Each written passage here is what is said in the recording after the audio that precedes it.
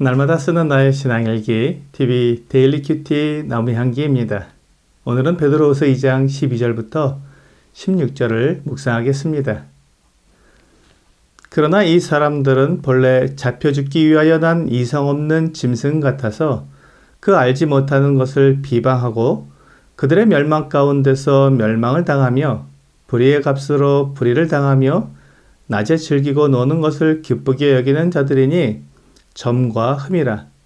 너희와 함께 연애할 때에 그들의 속임수로 즐기고 놀며 음심이 가득한 눈을 가지고 범죄하기를 그치지 아니하고 굳세지 못한 영혼들을 유혹하며 탐욕에 연단된 마음을 가진 자들이니 저주의 자식이라. 그들이 바른 길을 떠나 미혹되어 부올의 아들 발람의 길을 따르는도다. 그는 불의의 싹을 사랑하다가 자기의 불법으로 말미암아 책망을 받되 말하지 못하는 나귀가 사람의 소리로 말하여 이 선지자의 미친 행동을 저지하였느니라. 오늘 본문은 거짓 선생들이 하는 행동을 마치 짐승들이 하는 어리석은 행동과 같다고 말씀하고 있습니다. 짐승들에게는 미래가 없습니다. 그들은 태어나서 살다가 죽으면 그것으로 끝입니다. 전도서 3장 19절부터 21절은 인생에 당하는 일을 짐승도 당하나니 그들이 당하는 일이 일반이라. 다 동일한 호흡이 있어서 짐승이 죽음같이 사람도 죽으니 사람이 짐승보다 뛰어남이 없음은 모든 것이 헛됨이로다.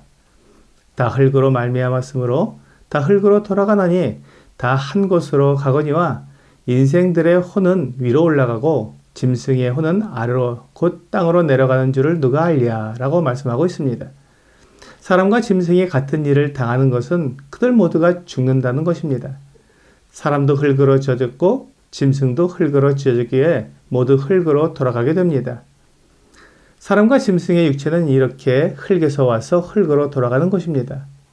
하지만 사람의 혼은 위로 올라가고 짐승의 혼은 아래로 내려간다고 말씀하고 있습니다.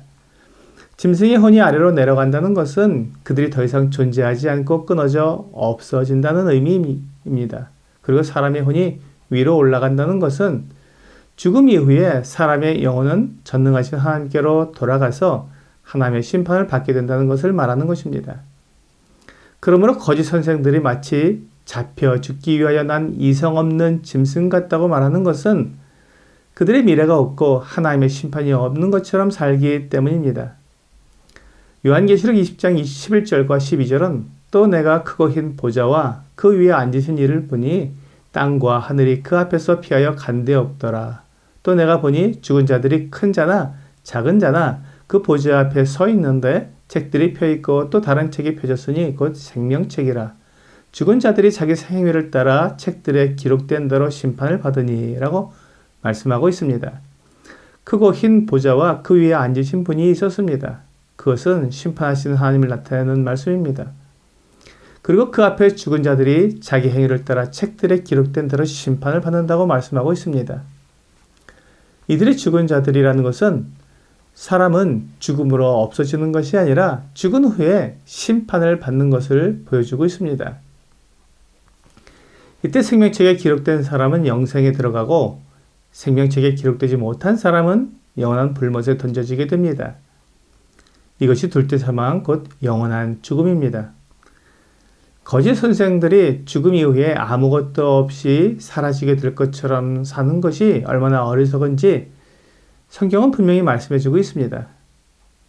그들은 심판도 없고 미래의 삶이 없다고 믿기 때문에 낮에 즐기고 노는 것을 기쁘게 여깁니다. 그들의 생각에는 한 번 사는 인생 실컷 먹고 마시고 즐기다가 가면 된다는 것입니다. 이 사람들은 속고 속이는 삶을 당연한 것으로 여깁니다. 뿐만 아니라 음심이 가득한 눈을 가지고 범죄하기를 그치지 않습니다. 그래서 굳세지 못한 영혼들을 유혹합니다. 이들은 오직 자기 배를 위해 사는 사람들입니다. 먹고 마시고 즐기는 것이 그들의 삶의 모든 것입니다. 빌립보서 3장 18절부터 21절은 내가 여러 번 너희에게 말하였거니와 이제도 눈물을 흘리며 말하노니 여러 사람이 그리스도의 십자가의 원수로 행하느니라. 그들의 마침은 멸망이요 그들의 시든 패요 그 영광은 그들의 부끄러움에 있고 땅의 일을 생각하는 자라. 그러나 우리의 시민권은 하늘에 있는지라. 거기로부터 구원하는 자, 곧 주 예수 그리스도를 기다리노니 그는 만물을 자기에게 복종하게 하실 수 있는 자의 역사로 우리의 낮은 몸을 자기 영광의 몸의 형체와 같이 변하게 하시리라 라고 말씀하고 있습니다. 십자가의 원수요 땅의 일을 생각하는 자는 자기의 이익을 위해 일하는 사람입니다.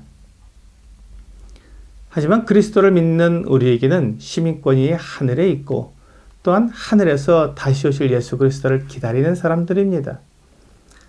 예수 그리스도께서 다시 오시면 우리의 낮은 몸이 예수 그리스도의 영광스러운 몸과 같이 영광스럽게 변하게 될 것입니다. 그러므로 우리는 거짓 선생들의 유혹을 물리치고 우리의 소망과 믿음을 굳건하게 해야 합니다. 육체를 위해 사는 것이 아니라 주님을 위해 사는 사람이 되어야 합니다. 자기 이익을 위해 하나님을 버린 어리석은 선지자의 예가 바로 부올의 아들 발람 선지자입니다. 그는 이스라엘 백성들이 애굽에서 나와 광야를 지나 이제 가나안 땅으로 들어가기 위해 모압 평지에 진을 치고 있을 때 그 모압 왕 발락의 부탁을 받고 이스라엘을 저주하기 위해 길을 나선 사람입니다. 그가 하나님의 선지자라면 하나님께서 이스라엘과 함께 하시며 이스라엘의 목자가 되셔서 그들을 인도하고 계신 것을 알고 있을 것인데 모압 왕 발락이 주는 재물이 탐이 나서 하나님을 대적하는 자가 된 것입니다. 그가 이스라엘을 저주하기 위해 길을 떠났을 때 그가 탄 나귀가 길을 벗어나 밭으로 들어가기도 하고 담이 있는 좁은 길에서 다니다가 그 발람의 발을 짓누르기도 했습니다. 그래서 발람이 나귀를 채찍질하고 자기 지팡이로 때리기도 했는데 그때 하나님께서 나귀의 입을 열어 사람처럼 말하게 하셨습니다. 그때 하나님의 천사가 발람을 죽이려고 칼을 들고 서 있는 것을 보았습니다. 만일 나귀가 하나님의 천사를 보고 피하지 않았다면 발람은 죽었을 것입니다. 발람은 불의의 싹을 사랑하다가 말 못하는 나귀에게 책망을 들은 것입니다. 거짓 선생들은 이와 같이 자기 이익을 위해서 하나님을 버리는 자들이고 심판을 자초하는 자들입니다. 오늘의 적용 질문을 보겠습니다. 이단 교리를 전하는 사람들의 유혹을 받아본 적이 있습니까? 우리 주위에는 이단 교리를 전하는 사람들이 많습니다. 신천지, 하나님의 교회, 여호와의 증인, 통일교 등은 어떻게 하든지 사람들을 속여 자기들의 이익을 취하는 자들입니다. 오늘 이단에 속한 사람을 한두 번 훈계한 후에 멀리하라는 디도서 말씀처럼 이단을 멀리하여 유혹을 이기는 여러분과 제가 되기를 주 예수님의 이름으로 기도합니다.